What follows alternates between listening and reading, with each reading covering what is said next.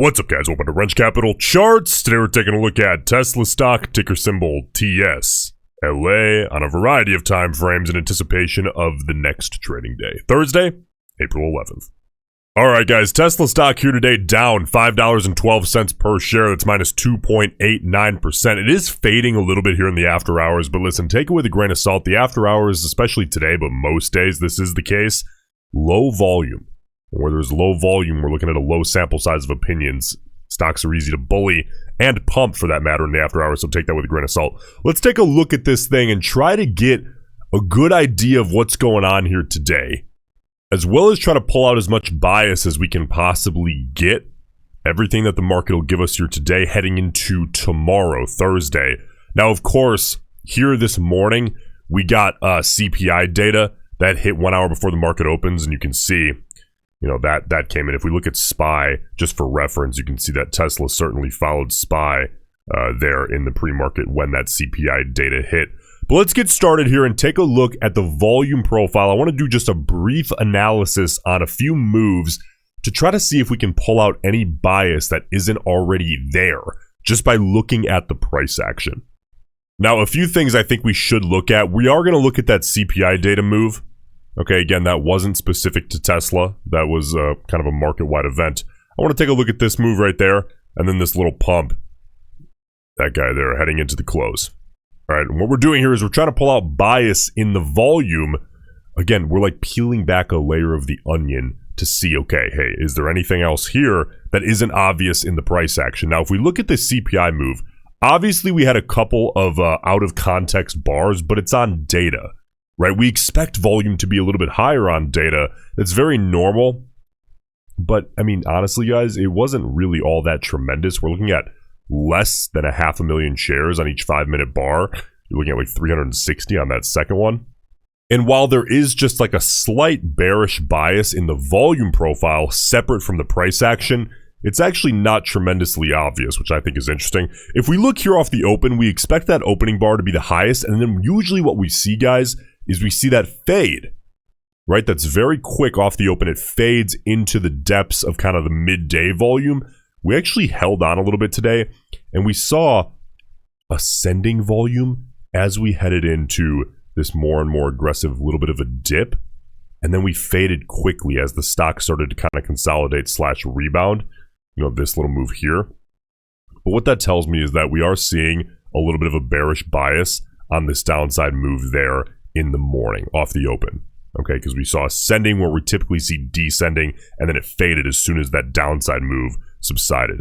Now, heading into the close here, this, honestly, guys, this is really, really normal, really contextual volume. There's nothing out of the ordinary there, so I'm not going to assign any bias heading into the close. Now, let's move on to the self-fulfilling prophecy, psychological levels here on the 30-minute chart.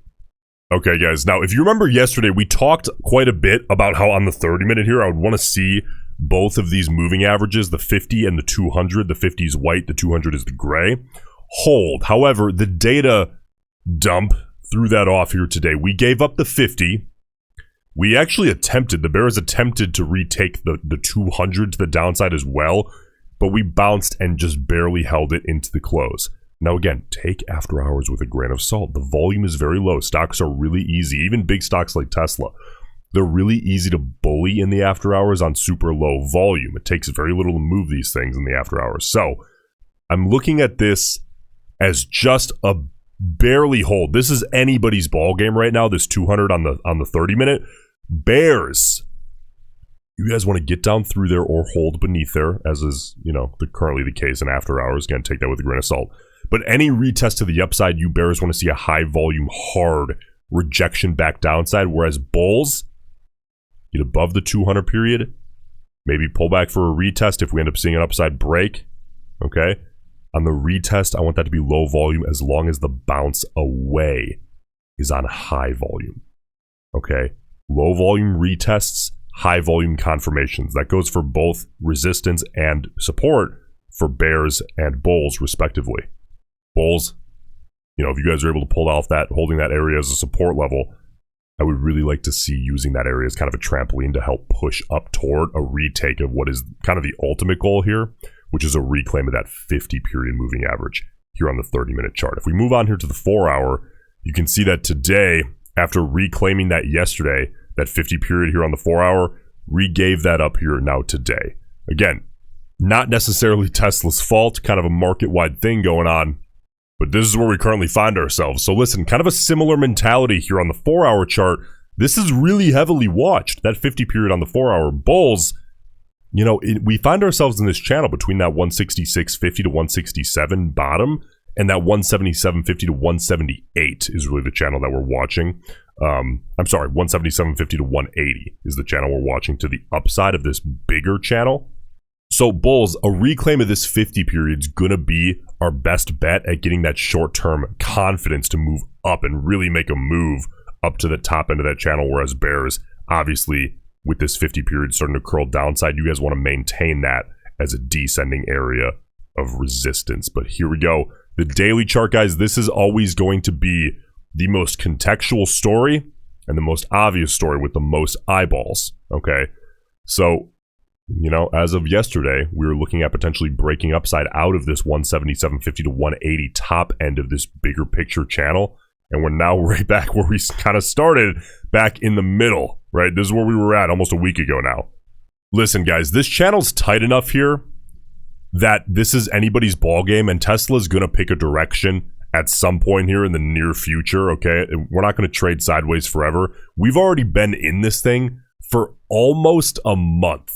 It's almost been 30 days here that we've been inside of this channel, more or less, trying to break out a number of times.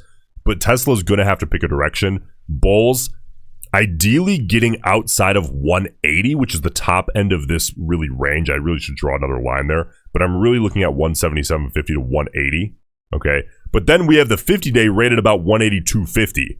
So bulls, to really look at this and say, okay, we're kind of out of the woods in the short term, I think is going to require a reclaim of all of this plus the 50-day moving average.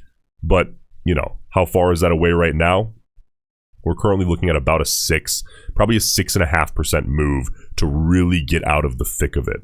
Okay, whereas bears, you guys getting below 166.50 is kind of a best case scenario, but not below for like a day, right? I'm talking like a break and hold, or I suppose I should say like an hour, right? A break and hold downside that goes for both bulls and bears. That's what you're going to want to see, since these are bigger picture macro levels. Now, the expected move for Thursday here on Tesla, the next expiration we have is Friday at the close. So we look at this, we have an expected move of plus or minus $5.08 per share. So we divide that by 2 trading days, both Thursday and Friday. We get $2.54 expected move plus or minus per day. But I like to add 50% to account for the possibility of both a red and a green day, like a mix of the two, okay, a Thursday and or Friday. And that gives us a market expectation coming from the chain, the options traders, of about plus or minus $3.81 per day. Or really per share here tomorrow on Thursday, because that'll change again heading into Friday. We'll get updated information when we cover Tesla here tomorrow. So that's the volatility expectation, okay? But what we can do now to finish out is build on our directional bias that the market's giving us. We have almost 2 million total contracts traded here today on Tesla. It's a great sample size. 853,000 calls, 1.07 million puts. So we are getting a bearish bias here out of the chain on Tesla today. In the short-term speculator category, however, those short-term bets being placed, 341,000, really, if we're going to round, calls, and 268,000 puts. So that bias flips from bearish on the overall to bullish. This is all from today, by the way. It flips to bullish when we're talking about the short-term speculators, those short-term bets, the far out of the money bets being placed.